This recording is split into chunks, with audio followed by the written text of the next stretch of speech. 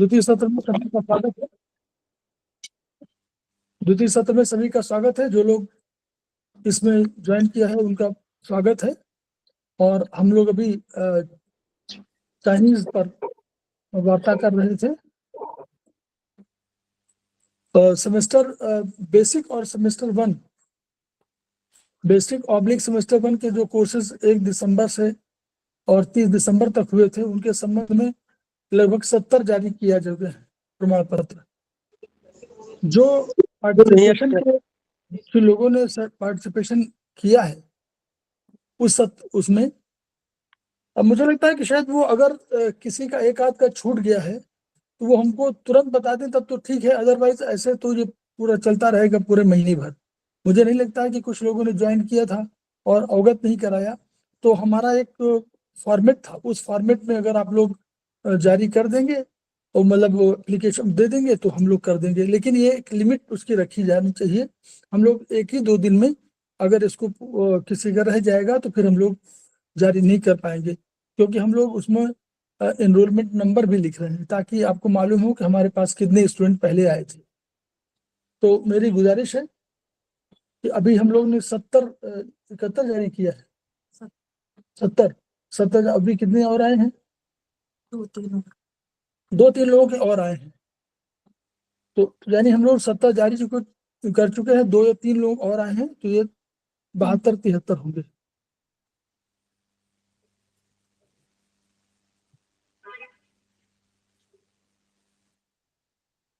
तो 72-73 होंगे। तो हम चाह रहे हैं कि अभी एक आध दिन में जो जिन लोगों को जारी करना हो वो कर दें, मतलब बताना हो कि हमारे बाकी रह गए हैं वो कर दें।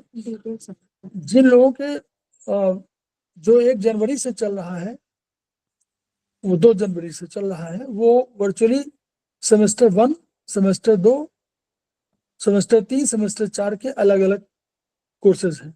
उनके पार्टिसिपेशन, ऑनलाइन पार्टिसिपेशन के जो प्रमाण पत्र हैं, तो जनवरी फरवरी में हम लोग सेमेस्टर 1 और सेमेस्टर 2 को कर रहे हैं कंबाइंड। तो जो लोग दोनों में शामिल हो रहे हैं उनका अलग अलग सर्टिफिकेशन जारी किया जा सकता है, सेमेस्टर 1 का और सेमेस्टर 2 का। लेकिन उसके लिए आपको हम जो फॉर्म भेजेंगे फॉर्मेट, उस फॉर्मेट में डेट ऑफ ज्वाइनिंग आप लोग लिख दीजिएगा ताकि ये मालूम हो कि किसने कब ज्वाइन किया हुआ है। कुछ लोगों ने पहले 2 तारीख को ज्वाइन कर लिया, किसी ने 5 को ज्वाइन किया, तो डेट ऑफ ज्वाइनिंग आ जाएगी तो हमको मालूम हो जाएगा कि आपने कोर्स को अटेंड किया हुआ है। तो उसका सर्टिफिकेशन हम लोग फरवरी के बाद जारी करेंगे। इसी तरह सेमेस्टर 3 और सेमेस्टर 4 में जो हमारे होंगे क्लासेस होंगे, उनके सर्टिफिकेशन हम लोग जो है अप्रैल के बाद जारी करेंगे। तब तक हमारा कोर्स पूरा हो जाएगा। इस बीच में अभी जनवरी फरवरी वाला अभी नहीं देना है। अभी जनवरी फरवरी के जिन्होंने कोर्स जारी किए हैं और वो पहले भी कोर्स कर रहे हैं, जो कोर्स कर रहे हैं पहले से और वो सेमेस्टर 1 सेमेस्टर 2 को ज्वाइन कर रहे हैं कंटिन्यूअस, उनको आप अभी अलग से देने की कोई आवश्यकता नहीं है। जो नए स्टूडेंट आए हैं उनको भी अभी नहीं देना है। हम जब मांगेंगे, ये हो सकता है हम लोग फरवरी मांगे, इसको जनवरी नहीं फरवरी मांगे। जब हम लोगों को आवश्यकता होगी सर्टिफिकेशन जारी करने की तो हम लोग फरवरी लास्ट में इसको जारी करना चाहेंगे, क्योंकि जो अंदाज है हम लोगों का, जो हमारा प्रयास लग रहा है, उसके हिसाब से 25 फरवरी तक हमारे सेमेस्टर 1 और सेमेस्टर 2 के क्लासेस खत्म हो जाएंगे टेंटेटिव। तो हम 25 फरवरी के बाद मांग लेंगे और फिर हम आपको सर्टिफिकेट जारी कर देंगे। इस बीच में हमारी योजना ये है कि एक नेचुरोपैथी का एक क्लास होगा, एक साइकोलॉजी का भी एक क्लास होगा, हम कोशिश कर रहे हैं, और हम एक ऑरिकुलर एक्यूपंक्चर का भी क्लास कराना चाहते हैं। उस क्लास के लिए थोड़ा सा व्यवस्था ये है कि वो समय थोड़ा सा डिफरेंट हो रहा है, हमें थोड़ा सा वो 9 बजे के बाद का मिल रहा है। तो अगर 9 बजे की 9 से 10 का हम लोग ले क्लास तो कोई प्रॉब्लम होगी? आप लोग बताएं। नहीं सर, चलेगा। नहीं सर, कोई दिक्कत नहीं है सर।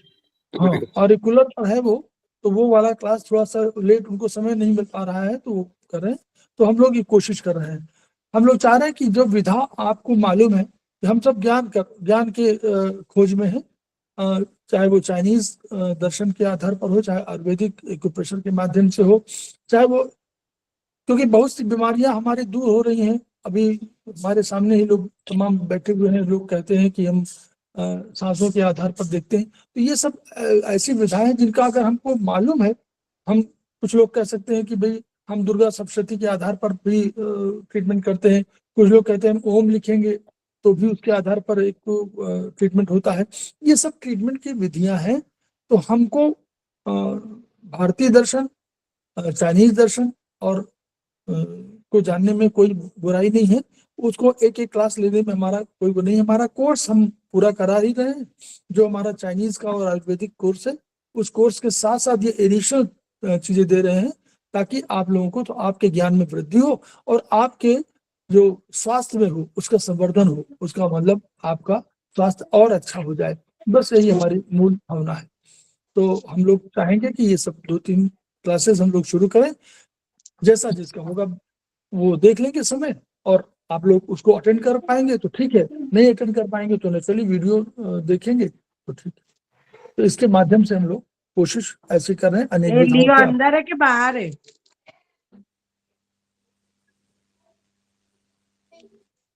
तो ये हम लोग का अपना वो था।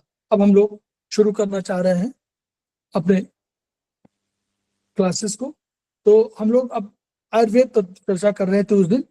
ये हमारा भारद्वाज, महर्षि भारद्वाज आयुर्वेदिक एक्यूप्रेशर, इसके हम लोग चैप्टर में आयुर्वेदिक विशेषताओं पर हम लोग चर्चा कर रहे थे, उसी को हम लोग शेयर कर रहे हैं।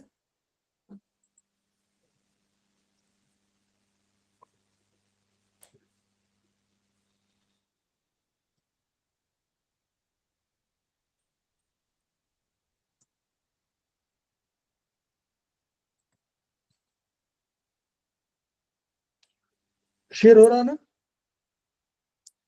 Yes sir. Yes sir. Yes sir. तो हम लोग यहाँ पर थे, इसी पेज पर थे ना, पेज नंबर ये 8 है।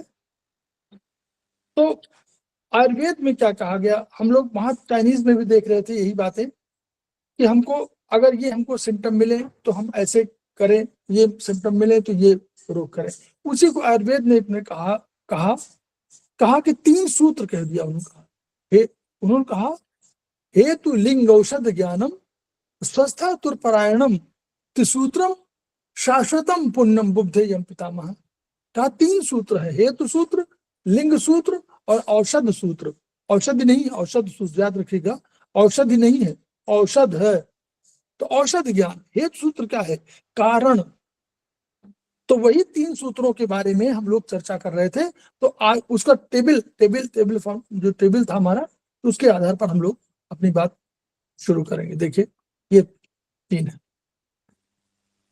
तो ये था हेतु सूत्र। सूत्र आयुर्वेद के हैं, हेतु सूत्र और लिंग सूत्र। लिंग माने सिम्टम, क्या सिम्टम आ रहा है उसके आधार पर, और हमको देखना क्या है हेतु सूत्र के आधार पर। हेतु सूत्र वो कौन बताएगा, पेशेंट बताएगा, जो बीमार है व्यक्ति वो बताएगा, जो रोगी है वो बताएगा। हेतु सूत्र हमको तलाश करना है कि हमको समझना है कि कौन सा चीजें हमारी गड़बड़ है या हमारा असंतुलन है, और तब हमको द्रव्य औषध सूत्र का इस्तेमाल करना है। हमारे यहाँ द्रव्य औषध सूत्र सबको मालूम है कि हम लोग या तो मैग्नेट है या हमारे मेथी है, ये सब हमारे औषध सूत्र हैं। तो ये हम लोग इसको प्रेशर जिसको बोलते हैं, उनके माध्यम से प्रेशर देने का काम करते हैं।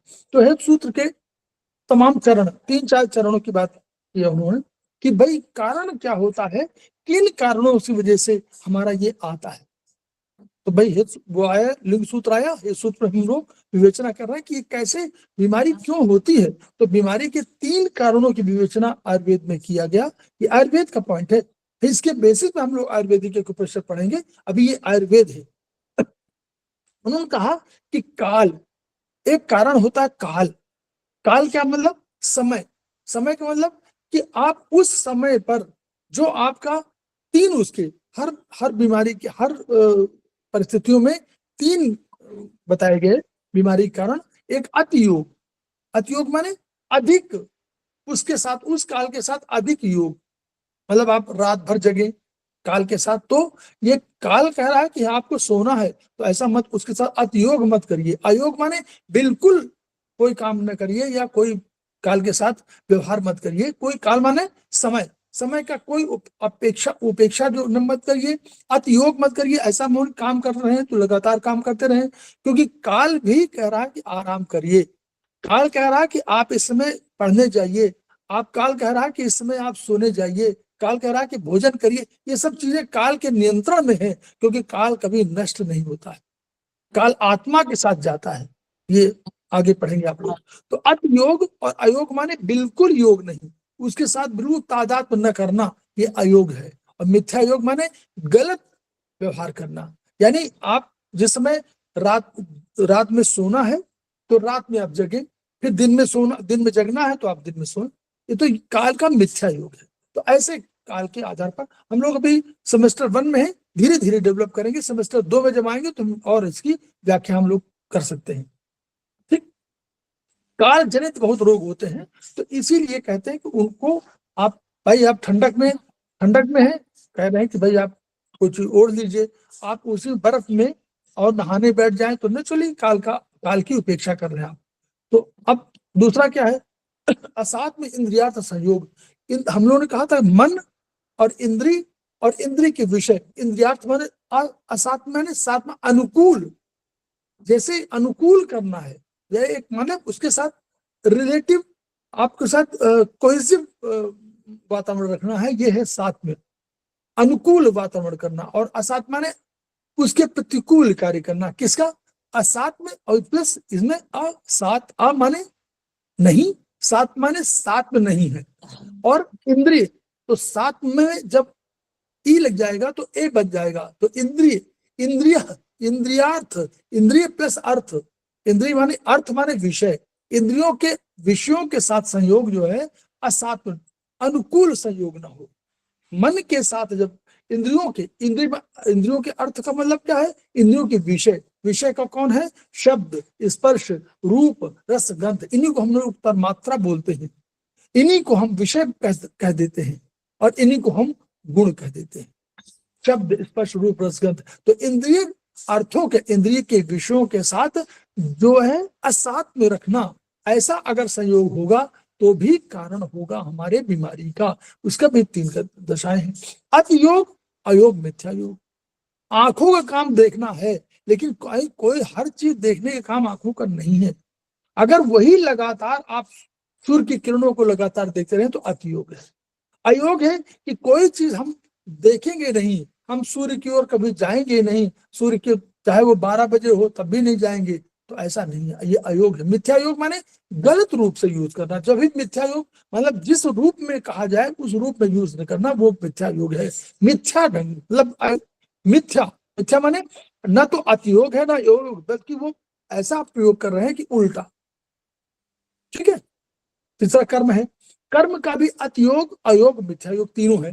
कर्म, कोई भी कर्म कर रहे हैं, कर्म का मतलब यह है कि आप किसी अपने शक्ति के माध्यम से कोई चीज क्रिएट कर रहे हैं, तो वो क्रिएशन के लिए ऐसा नहीं कि अतियोग करने कि आप कहें कि हम ठीक है, आपने मांग किया कि हम जो है आज 24 घंटे पढ़ेंगे, ये कर्म जरूर है, आपका पढ़ना कर्म है, लेकिन उसके साथ साथ नहाना धोना खाना पीना भी तो कर्म है, तो वो भी काम करना। तो अतियोग और अयोग माने बिल्कुल नहीं, अब मिथ्या योग माने उल्टा, उल्टा माने जस्ट उल्टा, जो भी आप कर रहे हो उससे, या दिखावटी, दोनों चीजें हैं इसका अर्थ प्रयोग होगा।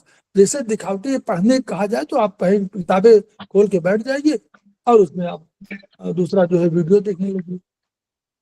तो जब दिखाना हो किसी को तो आप किताब दिखा दीजिए, और जब चला जाए तो वीडियो देखने लगी। ये अब इनसे रिजल्ट क्या होता है, रिजल्ट होता है बीमारी, रिजल्ट होता है बीमारी। बीमारी कैसे आती है, उनका परिणाम क्या होता है, 2 तरह के परिणाम होते हैं। एक हम भी जानते हैं, एक भौतिक परिणाम होता है, एक भौतिक शरीर पर प्रभाव पड़ता है, और एक क्या होता है, एक आपके मन पर प्रभाव पड़ता है।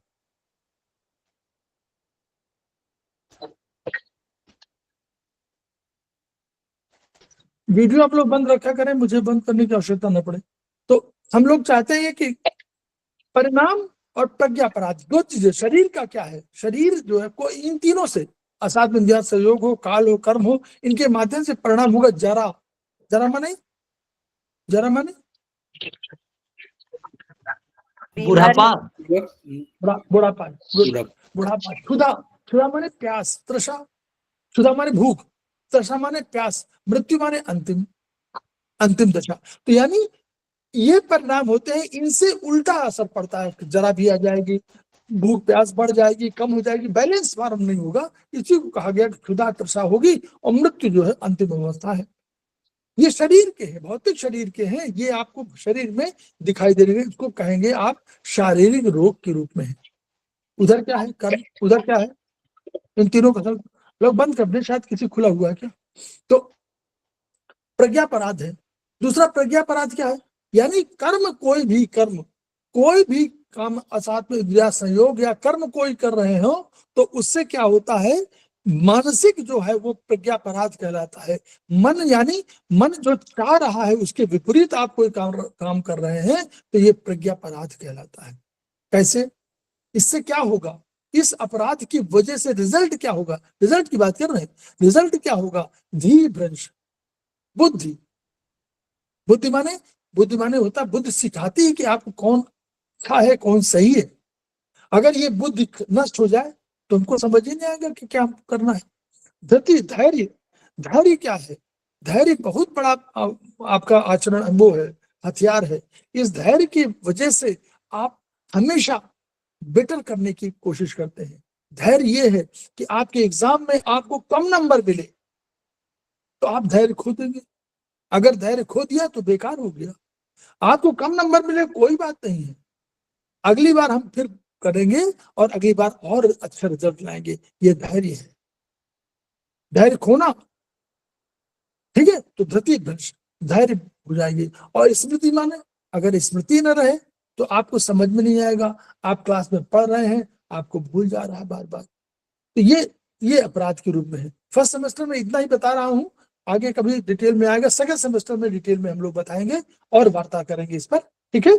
ये फर्स्ट सेमेस्टर के लिए है, तो आप सेकंड सेमेस्टर में इंतजार करिए, उसमें हम लोग और बढ़िया पढ़ाएंगे इन्हीं को, ताकि और क्लैरिटी हो विजन की। क्योंकि अभी वो चीज बता देंगे, ये मिक्स हमारा क्लास है, मैं जानता हूँ कोई सेमेस्टर थर्ड के हो, कोई फोर्थ के हो, कोई सेकंड के, कोई फर्स्ट के हैं, तो ये फर्स्ट के लिए हम लोग बता रहे हैं, सेकंड का हम लोग बात बताएंगे।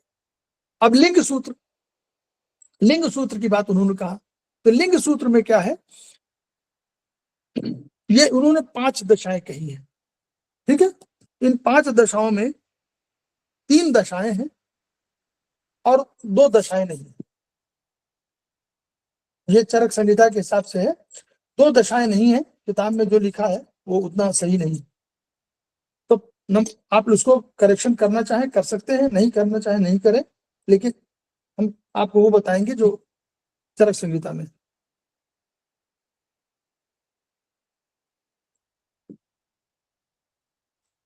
बीमारी आई,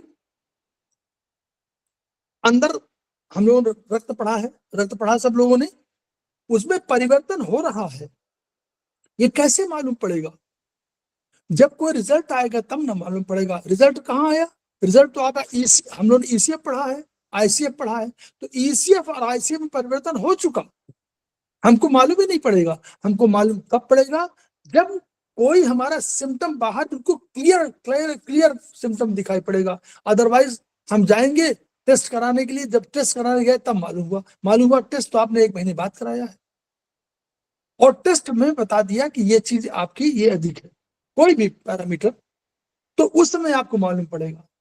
तो इसको बोले पूर्व रूप, बीमारी पैदा हो चुकी है लेकिन अभी पूरी तरह से प्रकट नहीं हुई है, आपको बाहर नहीं दिखाई दे रही है। कोई भी पॉइंट है, कोई भी, चाहे आप चाइनीज कह लें चाहे आयुर्वेदिक कह लें, उन दोनों में कहीं ये अभी पूर्व रूप में है।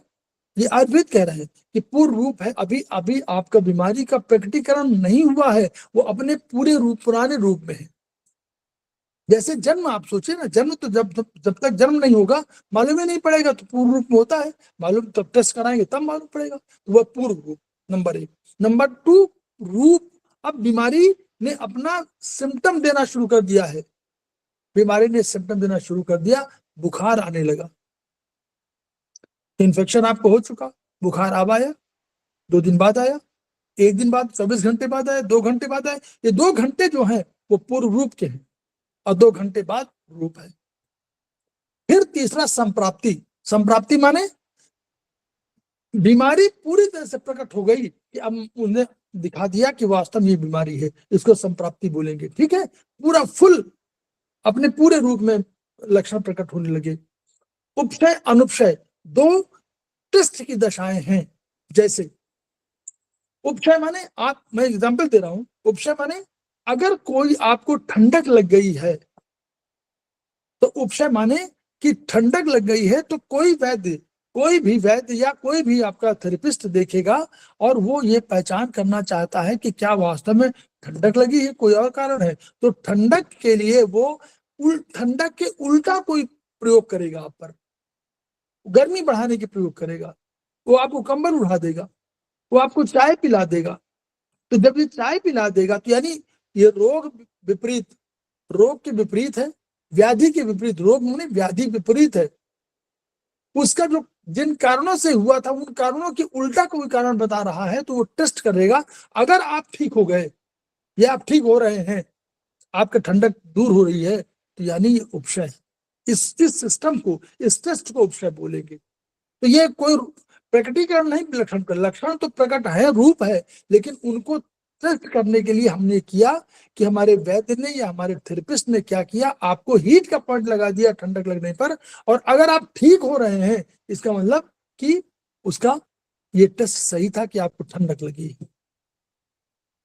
अनुपक्षय, आपको ठंडक लगी है, एक टेस्ट करने का तरीका यह है कि आपको और ठंडा पानी पिला दिया जाए, तो अगर बीमारी बढ़ जाएगी तो वो समझ जाएगा कि ठंडक लगी है, इसलिए हमने इसको ठंडा पानी पिला दिया तो ये ठंडक बढ़ गई। इसका मतलब ये अनुपक्षय, ये टेस्ट करने का तरीका अनुपक्षय है। बस यहां तक, आगे हो गया, ये 5 हो गए। फिर अब वही लिंग सूत्र में क्या हुआ, शारीरिक होगा। शारीरिक क्या है, आयुर्वेद ने कहा कि वात पित्त कफ 3 दोष हैं, और यही अगर बैलेंस फॉर्म में है तो ये शक्ति है, ये बल है। तो उन्होंने कहा कि ये वात पित्त कफ में कोई परिवर्तन हुआ है तो ये लिंग सूत्र में प्रकट होंगे। ये मतलब लक्षण में होगा कि वात बढ़ा होगा या पित्त बढ़ा होगा या कफ बढ़ा होगा या तीनों बढ़ेंगे। अगर तीनों परिवर्तित है, चेंज है, तो इसको सन्निपात बोल देंगे।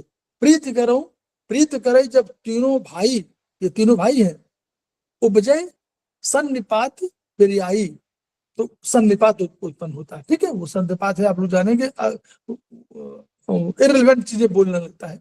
मानसिक क्या है, देखिए 3 हम लोगों के गुण हैं, मन के 3 गुण हैं, सत्व रज तम। तो सत्व हमारा गुण है, सत्व गुण है, मानसिक गुण है, जो सब अच्छी चीजें करना चाहता है, वो हमारा सत्व गुण है, और रज और तम हमारे मानसिक दोष है। तो ये मानसिक दोष अगर हो रहे हैं तो भी यही लक्षण प्रकट होंगे। कोई आप जो है समझ में नहीं आ रहा होगा, कोई चीज आपको जो है गलत तरीके को इस्तेमाल करना, हिंसक हो जाएंगे, तमाम चीजें सब उसमें आएंगी, तो ये रज तम के उसमें है। अब द्रव्य क्या है, द्रव्य हमारा औषध सूत्र है। तो ये आयुर्वेद कह रहे हैं कि 3 तरह के होंगे। एक दोष शामक माने शमन करने वाला, दोष को नष्ट, ये वात पित्त कफ 3 दोष है, या हमारे धातुएं दोष है। तो रस रक्त मांस मेद अस्थि मज्जा शुक्र, ये दोष, इन दोषों को शमन करने वाला, इन दोषों का खत्म करने वाला जो भी कोई हम द्रव्य इस्तेमाल करते हैं, वो हमारा एक उसकी क्वालिटीज है, मतलब 3 क्लासिफिकेशन है। वो एक क्लासिफिकेशन है कि दोष शामक होना चाहिए। दूसरा क्या है, धातु प्रकोप माने बढ़ाना। कोई ऐसी द्रव्य हो सकती है जो इन धातुओं को बढ़ा दे, यानी आपको अगर रस है तो रस और आपको बढ़ा दे, तो उस रस को बढ़ा दे। आपको जरूरत है तो धातु प्रकोप, भाई आपको रस बढ़ाना है तो ये ऐसी चीज दे देगी उसको वो धातु बढ़ जाए। या इसका निगेटिव अर्थ ये है कि ये ऐसी दवा हो सकती है, औषध हो सकती है जो आपके रोग को और बढ़ा दे। क्यों? क्योंकि कोई धातु आपकी संयमित नहीं है, बैलेंस नहीं है, उसको धातु को बढ़ा दिया उस द्रव्य ने तो बढ़ गई। तो एक औषध इस तरह की भी होती है। तीसरा है स्वस्थ हितकारक। थर्ड जो है वो कह रहा है कि ये है कि आप स्वस्थ हैं, आपके सब बैलेंस फॉर्म में सब कुछ है, वात पित्त कफ बैलेंस है, रस रक्त मांस मेद अस्थि मज्जा शुक्र सब बैलेंस है। अब उसमें अब हम देते हैं दवा, तो हमारी दवा दे रहे हैं तो वो हमारे स्वस्थ हितकारक है। क्यों क्यों हम लोगों ने कहा था स्वस्थता तो परायणम, स्वस्थ को भी परायण करने वाला है, तो ये स्वस्थ हितकारक भी हमको चाहिए। ठीक है, प्रयोजनम चास्य स्वस्थस्य स्वास्थ्य रक्षणम आतुरस्य विकार प्रशमनम च, तो स्वस्थस्य स्वास्थ्य रक्षणम यही है स्वस्थ हितकारक। ये हम लोग के आयुर्वेद की देन है। तो उन आयुर्वेद की घटक, मैं आगे कहानी इसमें नहीं सुनाऊंगा। तो आयुर्वेद के 6 घटकों में जो बात हुए, तो महर्षियों ने क्या देखा, महर्षियों ने दिव्य दृष्टि देखा। महर्षियों ने एक सभा किया था, उस सभा में उन्होंने बीमारियों का कारण जानना चाहा, तो उसमें एक देखा दिव्य दृष्टि। क्यों, ऋषियों मंत्र दृष्टा, ऋषि मंत्र दृष्टा था, उन्होंने दिव्य दृष्टि देखा और सब देख लिया और उसको जान लिया, साक्षात जान लिया। क्या था, सामान्य विशेष गुण द्रव्य कर्म और समवाय, ये 6 जो हमारे हैं यही हमारे 6 घटक हैं। तो क्या हुआ, सामान्य विशेष गुण द्रव्य कर्म और समवाय को देखा, और इनको जान करके उन्होंने आयुर्वेद में जो आयुर्वेद मैंने जो तंत्र माने जो आयुर्वेद का ग्रंथ था, उस ग्रंथ की जो आयुर्वेद की विधियां थी, उनके विधियों का सहारा लेकर उत्कृष्ट सुख और अविनाशी जीवन को प्राप्त किया। यानी जब चाहते थे तब वो नहीं रहे। अब द्रव्य की परिभाषा, तो इन्हीं यही 6 घटक है।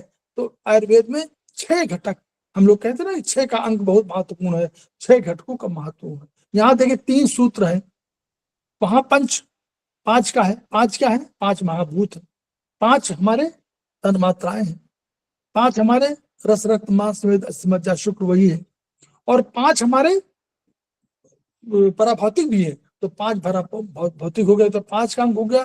6 का अंक यहाँ महत्वपूर्ण हो गया, उनका द्रव्य गुण कर्म सामान्य विशेष और समवाय, ये हमारे 6। ठीक, तो 6 का अंक भी महत्वपूर्ण हो गया। अब का द्रव्य, अब यहाँ द्रव्य की परिभाषा कहीं नहीं दी गई है, किसी भी दर्शन में किसी भी दर्शन में या किसी भी एलोपैथ में भी नहीं दी गई है कि द्रव्य क्या है। कहते हैं matter is what which has got space and time और वेट। तो उनका एक टाइम में स्पेस होगा और उसमें मैटर होगा, तो वो मैटर में वजन होगा। तो विच कंसिस्ट ऑफ वेट यानी मास एंड स्पेस, 2 चीजें होगी, वो द्रव्य है, मैटर है। इनका ना ऐसा कुछ नहीं है। ये द्रव्य की परिभाषा, इतनी बढ़िया परिभाषा कभी नहीं मिलेगी। जो यहाँ सब परिभाषा यही आयुर्वेद की विशेषता है। यत्राशिता कर्म गुणा और कारणम समवाय तद्रव्यम, यत्राशिता कर्म गुणा, कर्म और गुण, इन 2 चीजें हैं, कर्म है और एक गुण है। तो कर्म और गुण, यत्र आश्रिता, यत्र माने जहां, आश्रित माने आश्रित हूं, जिस पर आश्रित हूं, यत्र आश्रिता माने जिस पर आश्रित हो, कौन, कर्म और गुण। यहां कामा कर दीजिए, फिर लगाइए कारणम समवायत, जो समवायी का कारण हो उस तद्रव्य, उसको द्रव्य कहेंगे। यानी समवायी कारण कौन हो, यही द्रव्य। समवायी कारण भी हो, इसी पे कर्म और गुण इस पे आश्रित हो, और यही द्रव्य हमारा, जिस द्रव्य की चर्चा हो रही है, वह द्रव्य इन दोनों के कर्म और गुणों के समवायी का यानी बांधने का कारण हो। तो यानी समवायी हमारा शरीर है, शरीर में हमारे पास हम द्रव्य हैं, हमारे गुण और कर्म हमारे शरीर के अंदर है, और हमारा शरीर इनको क्या कर, हमारा द्रव्य है, ये शरीर क्या करता है, ये कर्म और गुणों को समवायी भाव से धारण करता है, निकलने नहीं देता। अगर निकल जाएगा तो मैं, वो द्रव्य जो मैं हूं वो नहीं रहूंगा। ठीक, तो ये है यत्राशिता कर्म गुणा और कारणम कर्म गुणा, यत्राशिता कर्म गुणा कामा कर लीजिए, और कारणम समवायित तद्रव्य, वो द्रव्य है, वो कम समवाय का कारण है, समवायी करण नहीं, समवायी का कारण। समवायी माने बांधना। अब समवायी आगे पढ़ेंगे हम लोग। समवायी माने ऐसे बांधना जैसे किसी रिलेशनशिप से अपहरण हो सके, अलग ना हो सके।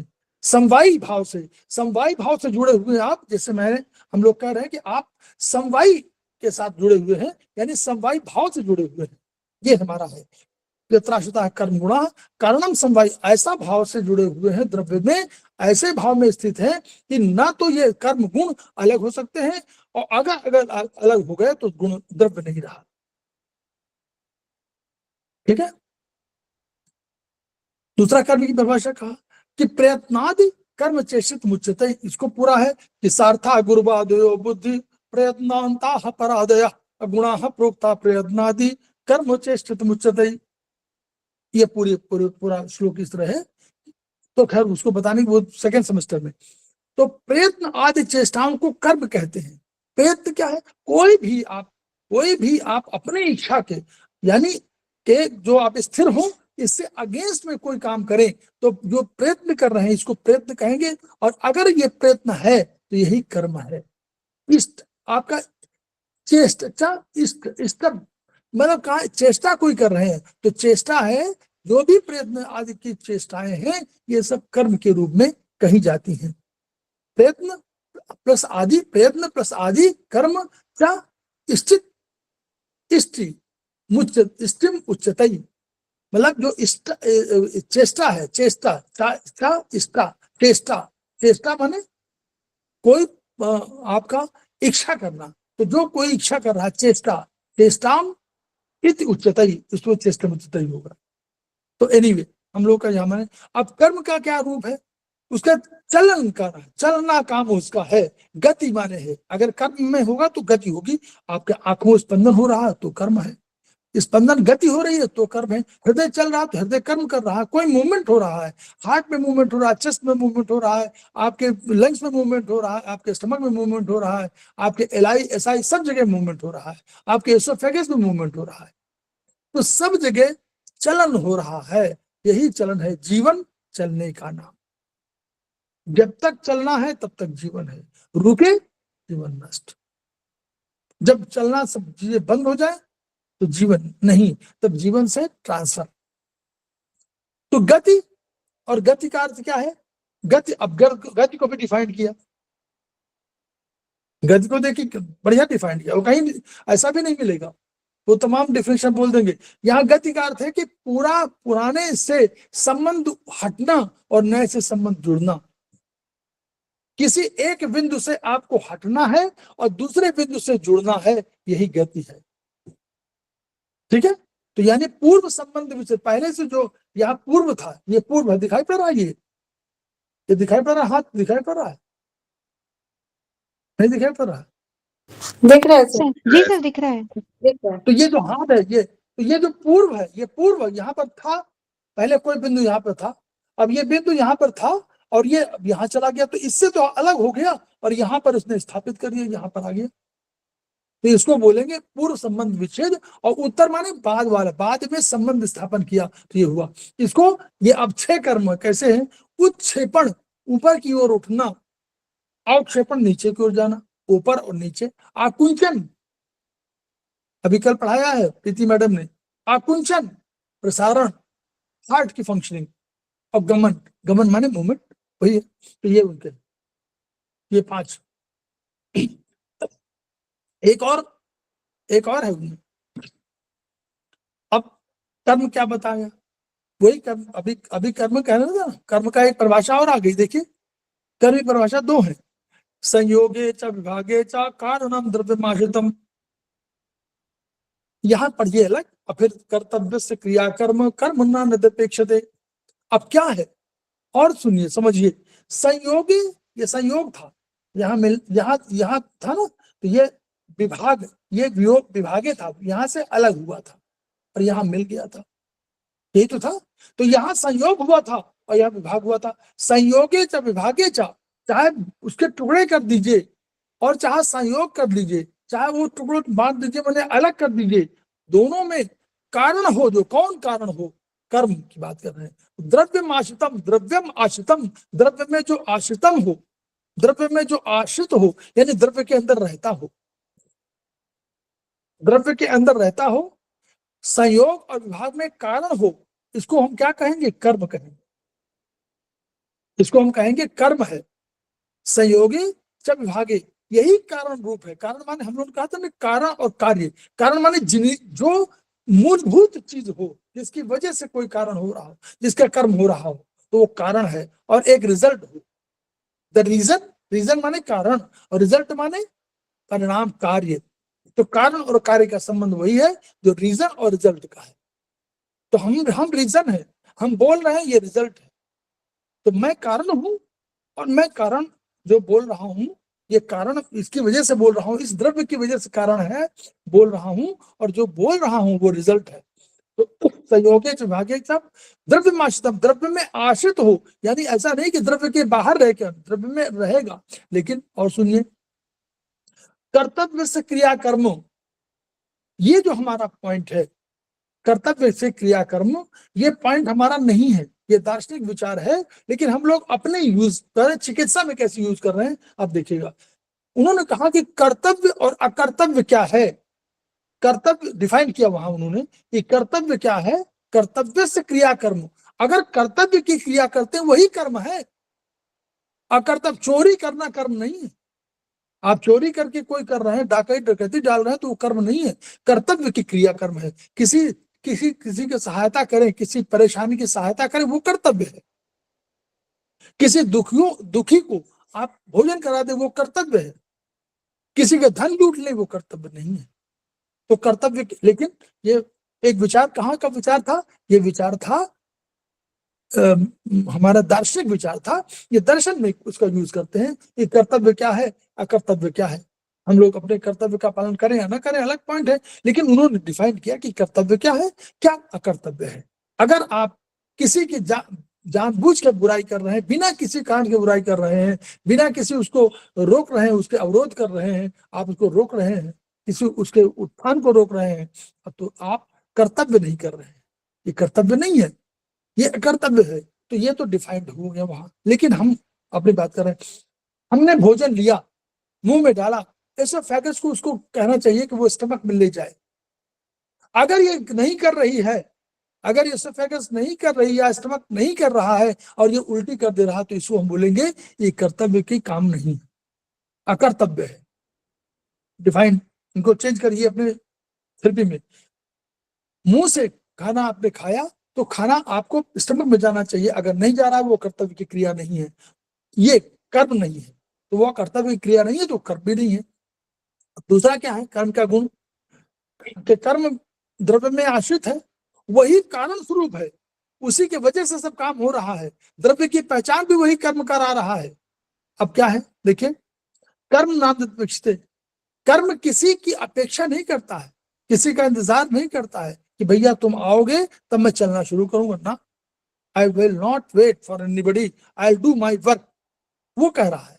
कैसे कर्म किसी की अपेक्षा नहीं करता, कैसे अपेक्षा नहीं करता, आपने मुंह में डाला खाना, चबाया, बोलस बना, बोलस बनने के बाद आपके कंट्रोल खत्म, आपकी अपेक्षा नहीं कर रहा है या पूछ भी नहीं रहा आपसे कि बोलस बनाओ कि न बनाओ, उसने रस निकालना शुरू कर दिया।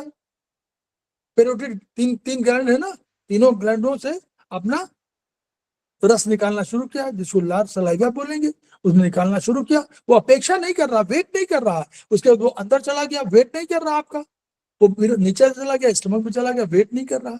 दिस इज कर्तव्य से क्रिया, और ये कर्म है जो अपेक्षा नहीं कर रहा है।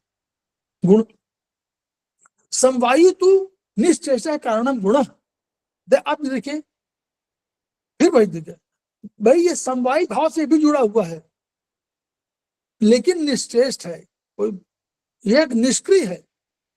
ये गुण आपके अंदर विद्यमान, द्रव्य के अंदर विद्यमान है, समवायी भाव से विद्यमान है। देखिए कर्म भी समवायी भाव से विद्यमान था, यात्राश्रिता कर्म गुण और कारणम समवाय द्रव्यम, कर्म और गुण जिस पर आश्रित हैं, समवायी भाव से आश्रित है, वही यहाँ समवायी तो निश्चेष्ट है कारण गुणम, यही कारण है, यही तो गुण है जिसकी वजह से पहचान है।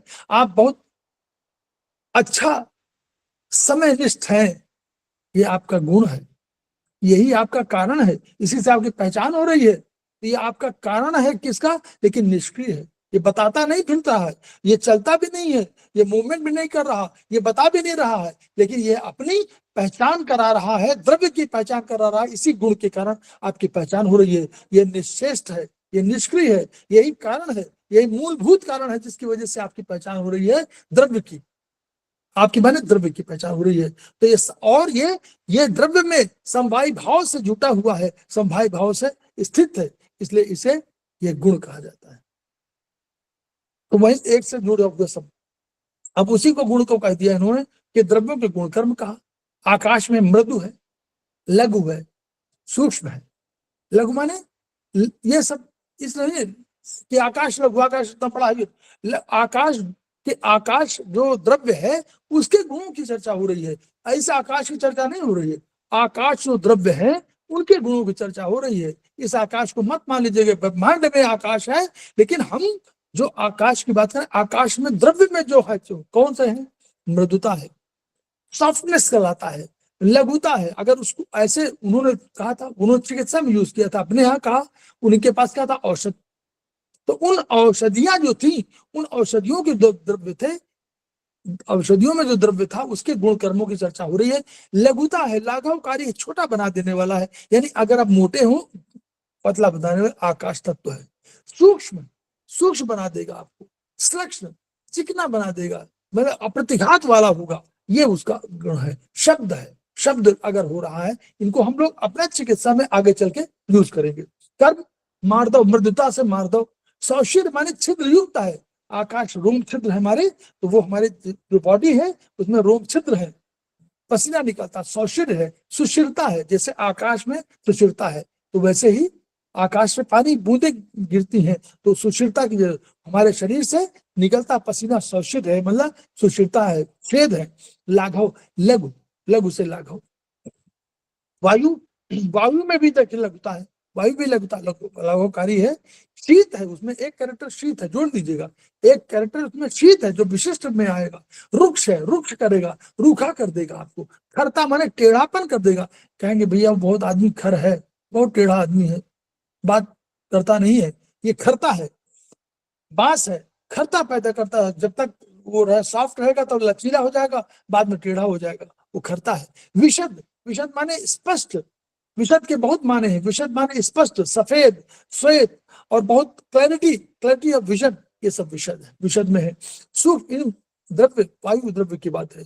सूक्ष्म, वो भी सूक्ष्म करेगा, स्पर्श उसका स्वभाव है, और गति, गति भी उसका। और इधर देखिए रोक्ष, रोक्ष माने रुक्ष, रुक्ष से रोक्ष बना। ग्लानि, ग्लानि माने दुख, जो विचार, देखिए विचार भी इसी का कर्म है। तो विचार माने आगे पढ़ेंगे पराभौतिक भौतिक में दोनों में, जो कोई भी एक्टिविटी जो होती है वो अग्नि की वजह से होती है। तो अग्नि जो है उस एक्टिविटी को करता है, तो वो वायु, वायु की वजह से सारी एक्टिविटी होती है। इनिशिएशन जो होता है वायु की वजह से होता है, इसलिए अगर वो विचार कर रहा है वायु, तो उसी के अंदर ग्लानि पैदा होगी।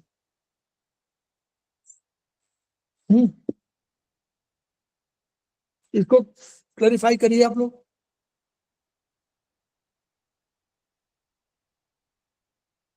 बोलिए। विचार और ग्लानि, इनिशिएशन काम करता है वायु, विचार करता है वायु, तो जो विचार कर रहा होगा उसमें ग्लानि पैदा होगी कि नहीं? जी सर, इंट्रोस्पेक्ट करेगा वो हर बात को। नहीं, कब, हम ये नहीं कह रहे कि हमेशा करेगा, लेकिन जिसमें विचार हो रहा होगा वही तो दुखी होगा, वही तो सुखी होगा। विचार से ही तो जुड़ा हुआ दोनों। जी सर, वो तो स्वाध्याय करेगा ना, तो मंथन करेगा, विचार है तो ज्ञान भी वही डेवलप करेगा। तो ये हो, विशद से वैशद्य बना, लघु से लाघव बना, तो उसके कर्म हो गए। क्लियर? अग्नि, अग्नि का मूलभूत देखिए, सूक्ष्म ये भी है, लघु ये भी है। देखिएगा पूरे, देखिएगा आकाश भी लघु है, सूक्ष्म है, और देखिए वायु भी लगभग सूक्ष्म है। देखिए है कि नहीं? पढ़ते जाइए, यही कंपैरिजन कर लीजिए और इसको सुन लीजिएगा बाद में। आकाश भी लघु है, सूक्ष्म है, वायु भी लघु है, सूक्ष्म है, अग्नि भी लघु है, सूक्ष्म है, लेकिन तीनों में क्या क्या अंतर है? उसमें जो है सूक्ष्मता है, वो मृदुता है। आपको वायु में मृदुता कहीं दिख रही है? कोई मृदु नहीं है। अग्नि में नहीं। मृदुता नहीं दिख रही है। जी क्या सर। दिख रहा है? रुक्ष। दोनों में कॉमन है, वायु और अग्नि में, लेकिन वायु में क्या है? शीतलता है, खरता है, और अग्नि में तीक्ष्णता है, तीक्ष्ण, उष्ण है, गर्म है, तीक्ष्ण है, तीखा है। ठीक है? तो और वायु और अग्नि दोनों विशद है, और विशद एक और है, पृथ्वी। देखिएगा, विशद 3 विशद है, वायु, अग्नि और पृथ्वी, तीनों विशद है। लेकिन जो विशिष्ट गुण है वायु का, वो शीतलता लाने वाला है, जल बहुत तेजी से मूवमेंट करने वाला होता है। अग्नि का है उष्ण और तीक्ष्ण है। और रूप, हम लोग तो शब्द स्पर्श रूप रस उसको जोड़ दीजिए अलग से। अब देखिए अग्नि का क्या? दाह, दामन, दाहकता, पाक, पाक कर देगा, पवित्र कर देगा, आपको पका देगा। प्रभा, जो आपके चेहरे का नूर है, प्रभा, प्रकाश, आपका जो प्रकाश, आपका जो वर्ण है, ये उसी वजह से, अग्नि की वजह से, वायु की वजह से आप जो बोलते हैं, जो आप विचार व्यक्त करते हैं, वो वायु कारण है। जो विचार को पचाते हैं वो अग्नि कारण है। क्लियर? पकाता पाक है ना, आप विचारों को पकाते हैं ना, वो पाक है। जल, जल है, द्रव्य है। देखिए जल द्रव्य है, द्रव्य माने लिक्विड, स्निग्ध है, चिकना, कितना बढ़िया। शीत है, ये भी शीतलता है। देखिए वायु में भी शीतलता है, याद है, लेकिन दोनों में शीतलता में अंतर है। ये मंद है, वो मंद कहाँ है? वो तो चल बहुत तेज चलता है, ये मंद है। ये मृदु भी है, ये मीठा है, सॉफ्ट है, मीठा भी है, पिछिल है, चिपचिपा है, थोड़ा रस है इसमें, और उत्क्लेद है, गीला कर देता है। स्नेह है, बंधन, बंधन, स्नेह का बंधन बांधता है जल की वजह से। पराभौतिक बंधन, कोई चीज बांध देता है, ईंट पत्थर सबको जोड़ देता है जल की वजह से। विषेंद, विष को बाहर निकाल देता है। मार्दव, मृदु की वजह से मार्दवता। प्रहलाद माने इंद्रियों की प्रसन्नता जो है, प्रहलाद है, इंद्रिय प्रसन्न। जल पीते हैं, आप कहते हैं मैं आज तृप्त हो गया, बड़ी प्यास लगी थी, मन प्रसन्न हो गया, तृप्त हो गया। ये जो तृप्ति है, ये तृप्ति प्रहलाद ला रहा है, ये उसी गुण के, इंद्रियों की प्रसन्नता जो है ये ला रहा है। पृथ्वी में क्या है? गुरु है। सर मार्दव का बताइए, जी? मार्दव, मार्दव के बारे में। मृदु, मृदु साथ है, मृदु, मृदु से, सॉफ्ट, सॉफ्टनेस से, सॉफ्टनेस का वो कैरेक्टर है, मृदु से मार्दव। ठीक है? तो गुरु है, गुरु माने भारी। गुरु माने वो मत समझिए गुरु, गुरु माने भारी होता है। लघु है ना, लघु का उल्टा गुरु। खर है, ये भी खर है, और उधर भी कौन है? वायु भी खर है। देखिए खरता इसमें भी है, पृथ्वी में वहां भी है, लेकिन ये कठिन है, वो कठिन नहीं है। ये मंद है, मंद जल भी है, लेकिन ये स्थिर भी है। वो मंद है कि जल केवल मंद है, ये स्थिर भी है, मंद भी है, स्थिर भी है। विशद, विशद ये भी है, विशद वायु भी है, विशद अग्नि भी है। सांद्र, कंसंट्रेटेड है ना, भारी, भारी पर इसीलिए होता है, कंसंट्रेट होगा, जैसे हमारा मेटल होता है। स्थूल है, बड़ा है, और गंध है, गंध इसका वो है। उपचय, उपचय माने वही चय उपचय वाला, यानी एक तो चय करेगा और एक दूसरा उपचय माने करेगा, कंबाइन करेगा, एनाबलिज्म। संघात, भारीपन लाएगा, जोड़ देगा कई चीजों को। गौरव, गुरु से गौरव बना है, गुरु से, गुरु का कर्म गौरव। स्थिर से स्थिरता। तो ये इनको अभी हम लोग 5-7 मिनट, अभी 10 मिनट कर सकते हैं कि नहीं? क्योंकि 9-10 तक चलना है। हाँ हाँ कर बोलिए, सकते हैं। और लोग बोले। हाँ सर कीजिए ना। हाँ सर। Yes sir. ठीक, चलिए 10 मिनट और। Continue sir. सामान्य विशेषता है, सर्वदा सर्वभावानां सामान्यं वृद्धि कारणम राजेतु विशेषश्च प्रवृत्ति उभयस्तु।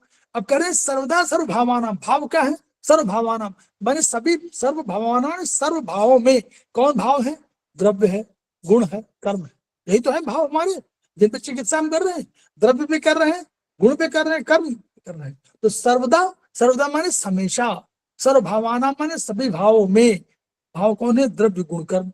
सामान्यम, सामान्य, सामान्य जो सामान्य विशेष की जो धारणा है, उसमें सामान्य वृद्धि का कारण है। और ह्रास करने के लिए, अगर ह्रास करना हो, घटाना हो, तो विशेषस्य हराते हेतु विशेषाच प्रवृत्ति उभयस्तु, विशेष जो है ह्रास का कारण है।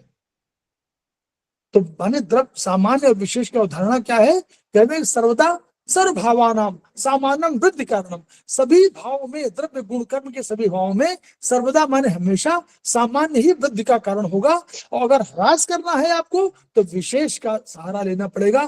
प्रवृत्ति उभय सुतु, ये दोनों में प्रवृत्ति होती है। अब कैसे हम लोग कहेंगे, आगे चलिए। अब देखिए ये शब्द, ये थोड़ा सा इसको श्लोक थोड़ा ठीक कर लीजिएगा।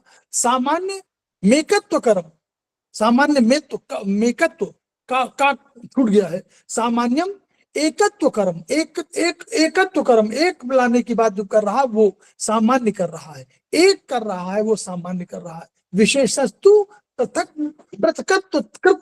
पृथकत्व करना है तो विशेष का सहारा लीजिए। तुल्यार्था ही सामान्य, विशेषत्व विपर्य, मतलब तुल्यार्थ मतलब सामान्य तुल्यार्थ करता है, एक बराबर लाता है, और विशेष अलग अलग कर देता है।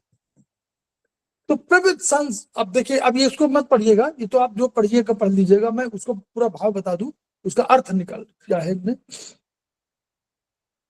ब्रह्मांड की समस्त वस्तुएं हजारों होंगी, उनको हम लोगों ने नाप नहीं सकते। करोड़ों करोड़ों चीजें हैं, द्रव्य, करोड़ों द्रव्य हो सकते हैं, वो सब विशेष है। कोई भी हम में से जो यहाँ उपस्थित सुन रहे हैं, मैं बोल रहा हूं, आप सुन रहे हैं, कोई भी सामान्य नहीं है, सब विशेष।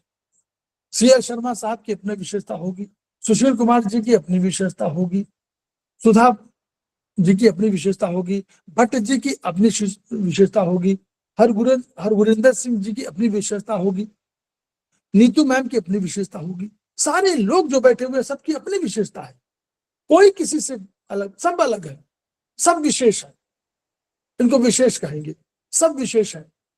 इसलिए कोई भी संसार की एक भी वस्तु, क्योंकि साइंस भी कह रही है कि यदि एक सामान्य, हम कोई कहें कि हम सामान्य हैं, तो हम सामान्य इसलिए नहीं कह सकते कि मैं यहां हूं और मेरी तरह का कोई व्यक्ति बगल में बैठा हुआ है, तो भी तो उसमें टाइम और स्पेस में, टाइम हो सकता बराबर हो, स्पेस में तो अलग है। बोलिए, मैं एक ग्लास को यहां लेके रखा हुआ मैंने, और इस ग्लास के बगल में एक दूसरा ग्लास रख दूं, दोनों इसी तरह का आइडेंटिकल ग्लास, तो भी तो दोनों सामान्य नहीं है, क्योंकि एक तरह हो ही नहीं सकते। क्यों? ये बगल में है और इसके बगल में जो रखा हुआ है वो दूसरे स्पेस में बैठा हुआ है। क्लियर? साइंस की भाषा है, साइंस कह रही है स्पेस में अंतर है। सी.एस. शर्मा साहब बैठे हैं लखनऊ में, मैं यहां बैठा हुआ, तो मैं बराबर भी हूं। मान लीजिए मैं बिल्कुल, वो मेरी तरह के हम शक्ल होते, मेरी तरह गुण वाले होते, मेरी तरह कर्म वाले होते, लेकिन तब भी सामान्य हो सकते थे, क्योंकि वो वहां बैठे हुए, मैं यहां बैठा हुआ। बगल में होते तो भी कोई इंच और टेप से नाप लीजिए, स्पेस में उनकी स्थिति दूसरी होती, मेरी दूसरी होती। तो इसलिए साइंस मानती है कि कोई समान नहीं है। अब ये आवश्यकता पड़ी कि भाई ठीक है, तो हम कैसे उसको मापन कर सकें, कैसे नाप सकेंगे? तो हम लोगों ने, मतलब दार्शनिक विचार था, उन्होंने एक सामान्य और विशेष की अवधारणा दिया कि कुछ चीजें अगर आपका सामान्य है तो आप सामान्य मान लीजिए, कुछ चीजें विशेष है तो विशेष मान लीजिए। हमने कहा हम 4 पैरों से जो चल रहे हैं उनको जानवर मान लीजिए, उनको पशु कहना शुरू कर दीजिए। जो 2 पैरों चल रहे हैं उनको मानव कह दीजिए, जो हवा में उड़ रहे हैं उनको पक्षी कह दीजिए, जो जल में है उनको मछली कह दीजिए, मतलब एक कैटेगरी कर दीजिए, मछली या इस तरह की जो भी हो। तो ऐसे ही तो आप देखें, फिर आपको और करना है तो पुरुष और नारी कर दीजिए, वहां नर और मादा कर दीजिए ना। तो जैसे जैसे करते जाएंगे, इससे क्या होगा, इन विशेष से हम सामान्य की अवधारणा में आएंगे। एक तरह के जो लोग होंगे, एक विशिष्ट उसके गुणों के होंगे, वो पुरुष कहलाएंगे, एक विशेष गुण वाले होंगे, वो स्त्रियां कहलाएंगे। तो इसलिए इस विशेष अवधारणा से सामान्य अवधारणा का सृजन किया गया।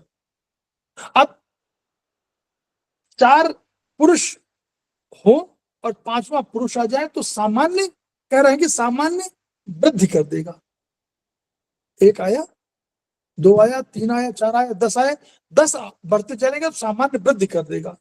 लेकिन इसी 5 में एक नारी आ जाए तो वृद्धि नहीं करेगी। 5 + 1 आपको करना पड़ेगा, 5+ बोलना पड़ेगा ना, तो यानी वो आपने बढ़ा नहीं।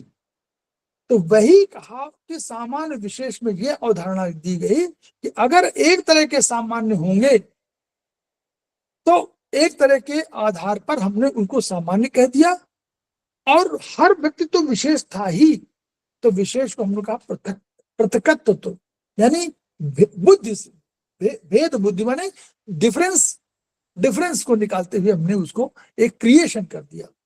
इसका चिकित्सा में कहा यूज किया गया, वो आप समझ लीजिए जो मेन काम है।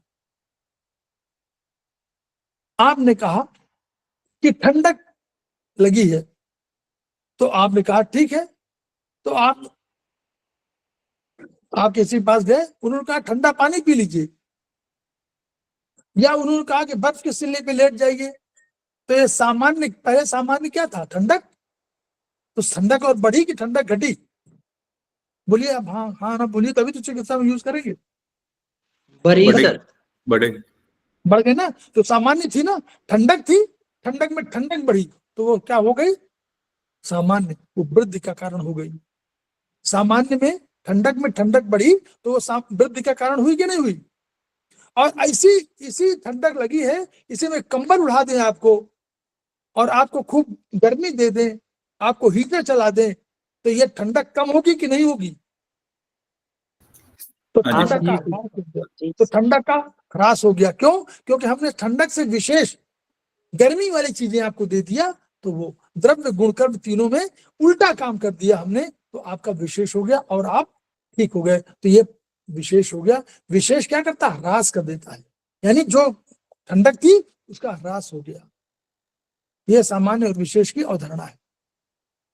ठीक है, ये आप लोग पढ़िएगा, यही अवधारणा है पूरे उसमें, जहां जहां है। अगर लखनऊ में है तो हम लखनऊ कहेंगे कि लखनऊ में आप भी रह रहे हैं, लखनऊ में भी रह रहा है, तो हो गया। फिर जब लखनऊ में हम कहेंगे कि लखनऊ उत्तर प्रदेश में लखनऊ है, तो उत्तर प्रदेश सामान्य, लखनऊ विशेष। फिर लखनऊ में हम कह देंगे कि लखनऊ में जहां सी.एस. शर्मा जी रहते हैं उसकी बात, और लखनऊ तो लखनऊ सामान्य, और सी.एस. शर्मा जहां रहते हैं वो विशेष। ऐसे सामान्य और उनकी अवधारणा है। पढ़िएगा, बहुत बढ़िया आएगा, इसे पढ़िएगा, ये सब वही है, लेकिन मैंने अवधारणा का अर्थ समझा दिया और आपका चिकित्सा में यूज कहाँ होना वो बता दिया। जल में जल की कमी है आपको, या जल की अधिकता है शरीर में, चलिए जल की अधिकता है शरीर में, और आपको पानी पिला दे, खूब पानी पीजिए, तो जल बढ़ेगा कि घटेगा? बढ़ेगा। और अगर जल को अग्नि से जला दिया तो जल घटेगा कि बढ़ेगा? घटेगा। जल घट जाएगा। तो यानी जल के अगेंस्ट में अग्नि थी, तो अग्नि आपने दे दिया तो वो घट गया। तो यही सामान्य विशेष जो है वो आपको छोटा कर देता है, कम कर देता है, ह्रास कर देता है, यही उसका अर्थ बताया हुआ है। ठीक है, चिकित्सा में यूज ये है। सामान्य विशेष एक सापेक्ष अवधारणा है और कुछ नहीं है। ये अवधारणा को आप समझ लीजिए, उसका मूल मंत्र समझ लीजिए बस। अब एक हमारा रह गया, ये तो बातें पढ़ाएंगे गुण वाले में। एक अवधारणा रह गई ये समवाय भाव, इसको क्या बता दें बस। समवायो अप्रत्यक भावो और भूम्यादि नाम गुणर्मतः सन्नित्यो यत्र हि द्रव्यम न तत्र नियतो गुणः। समवायो, समवाय क्या है? समवाय भाव क्या है बस समझ लीजिए। समवाय भाव विचार करिए केवल। समवायो अप्रत्यक भाव, अप्रत्यक भाव है ऐसा भाव कि आपको पृथक न कर सके कोई, ये समवाय भाव है। आपको कोई अलग न कर सके, ये समवाय भाव है। इसीलिए समवाय का नाम इसीलिए इसी अवधारणा पर आया है कि हमारे और आपके संबंध पृथक न हो। ये हमारा अपृथक भाव से, अब अपृथक है, पृथक नहीं, अपृथक भाव, अपृथक भाव से हम समवाय के रिश्ते में जुड़े हुए हैं। और ये क्या है? हाँ भूम्यादीना की जगह आप द्रव्यादीना भी कह सकते हैं। द्रव्य में, किसी द्रव्य में, भूमि द्रव्य है तो भूम्यादीनाम गुण बनता है, ये गुण है। भूमि आदि जिसमें सब ये गुण है कि समवायो अप्रत्यक भाव, ये जो भी है कैसे समवायो कैसे भाव से जुड़ा हुआ है, सन्नित्यो। अब क्या है वो सब, ये कौन है, ये समवाय भाव नित्य है। नित्य माने लगातार चिरंतन, आज भी है कल भी है परसों भी है। नित्य माने नष्ट न होने वाला, ये नित्य है, आज के डेली। तो डेली मैं कहता हूँ डेली मैं जाता हूँ, इसका मतलब मैं डेली जा रहा हूँ, मेरा बिना कोई कारण जा रहा हूँ, मैं बिना किसी रीजन के रुकता हुआ बिना जा रहा हूँ, बिना रुके। तो नित्य सन्नित्यो कौन सा, ये समवाय भाव जो है सन्नित्यो, ये नित्य है। क्यों? यत्र ही द्रव्यम, क्योंकि यह मतलब ये गुण अपने अपने गुणों से, हमारे गुण कहाँ है, शरीर के अंदर है, गुण और कर्म हमारे शरीर के अंदर है। तो ये समवाय भाव से हमारे शरीर में, हमारे द्रव्य में ये स्थिर है। समवाय भाव से, अप्रत्यक भाव से हमारे शरीर में स्थिर है। क्यों? क्योंकि ये समवाय भाव नित्य है। क्योंकि यत्र ही द्रव्यम, जहां द्रव्य होगा वहां कोई गुण जरूर होगा, कोई गुण उसके अंदर होगा। ऐसा नहीं है कि वो गुण अनियत हो, मतलब ना आवे, गुण निश्चित ना हो। अरे भाई गुण है कि नहीं पता नहीं, जहां द्रव्य है वहां गुण जरूर होगा। तो इसलिए ये गुण की अनियतता मतलब अनिश्चितता नहीं होती है जहां द्रव्य रहेगा, क्योंकि द्रव्य में ही तो आश्रित है गुण और कर्म। लेकिन दोनों समवाय भाव से जुड़े हुए हैं, अप्रत्यक भाव से जुड़े हुए हैं, इस भाव को अलग नहीं कर सकते। और यह क्यों? क्योंकि अगर दोनों अलग हो गए तो द्रव्य ही नहीं रहेगा। कोई द्रव्य जब नहीं रहता, जब नष्ट हो जाता है, जब काल के गाल में चला जाता है, तो हम क्या कहते हैं? कहते हैं कि भाई उसके गुण कर्म चले गए, न वो बोल सकता है, न वो अपना कर्म कर सकता है, तो न गुण उसका हो सकता है न उसका कर्म हो सकता है। ये कंसेप्ट है, उसी को उन्होंने पूरा डिफाइन किया है कि द्रव्य में कैसे है कि आकाश द्रव्य है, कर्म अप्रतिघात है, गुण शब्द है। तो ये तीनों समवायिक कारण भी आकाश है, ये समवायिक कारण है। ठीक है, यही समवायिक माने, समवायिक कारण माने दिस इज रीजन। समवायी भाव से जुड़ना वाला आकाश की वजह से ये द्रव्य गुण और कर्म उस पर जुड़े हुए हैं। उसी तरह वायु एक द्रव्य है, तो शोषण है, ये गुण जो है स्पर्श है, तो ये जो उसके अंदर द्रव्य में अंदर निहित है, और वो अप्रतिघात भाव मतलब असंप्रक्त भाव, अप्रत्यक भाव से उससे जुड़े हुए हैं, तो उनको अलग नहीं कर सकता। समवायी भाव, समवायी कारण भी वही है, ये इसका अर्थ है। तो हम लोग यहीं पर अभी रोकते हैं, हो सकता है एक क्लास भी और उसकी होगी, तो हम लोग उस पर विचार करेंगे। एक क्लास शायद अभी थोड़ा सा रह जाएगी, पूरा नहीं बहुत, क्योंकि थ्योरी है ना, और ये थ्योरी समझ में नहीं आएगी तो मुझे लगता है शायद फिर हम लोग आगे समझना, यही इसी थ्योरी को समझना है। आयुर्वेद में द्रव्य गुण कर्म, सामान्य विशेष और समवाय, यही उसके मेन रीजन है। इनको हम लोग समझ लेंगे तो आगे चल के हम लोग आगे यूज करेंगे कहाँ, चिकित्सा में, इन्हीं की अवधारणा पर। ये अवधारणा हमारे पास अगर रहेगी तो हम इन अवधारणाओं पर, या ये हमको कंसेप्ट में रहेगा, क्लियर रहेगा, तो हम लोग आगे चल के प्रोटोकॉल बनाने में यही चीजें मदद करेंगी, बस यही चीज। तो हम लोग इस वीडियो को शेयर करेंगे, हम लोग जो है अपने आपस में इंटरेक्ट करेंगे, इनको समझने की कोशिश करेंगे कि हम लोगों ने क्या कहा है, द्रव्य गुणकर्म सामान्य विशेष, और ये समझ जाएंगे तो दूसरों को ज्ञान देंगे, अपना ज्ञान उससे भी लेंगे, और इसी आदान प्रदान में हम लोग खेमका सर के सपनों को पूरा करेंगे। Each one reach one, each one ईट one, each one teach one. इन्हीं शब्दों के साथ आज हम लोग बात करते हैं, कल हम लोग फिर मिलेंगे। Thank you sir. प्रणाम sir. Thank you sir. Thank you sir, प्रणाम सर। सर। प्रणाम सर। नमस्कार। नमस्ते सर।